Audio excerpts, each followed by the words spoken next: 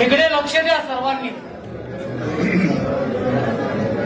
ही पुंडलिकाला दिलेली वीट आहे. विठेवर देव उभे आहे. मुक्तिकेसरी नावाची एक दासी होती. तिला आपल्या रूपाचा गर्व झाला होता. जेव्हा ती देवाच्या दर्शन झाली तेव्हा देवाने तिच्यापेक्षा नाजूक रूप घेतलेले. जेव्हा तिने आपले हात देवाच्या पायावर टेकवले तेव्हा ही पोटरुतलेली जागा आहे. ही कृष्णावतारात गोकुळात गुरे राखायची काठी आहे. हा पितांबरचा सोगा आहे. हा वासनिवेलाचा कतोड आहे. डाव्या हातामध्ये शंख आहे. उजव्या हातात कमल पुष्प आहे.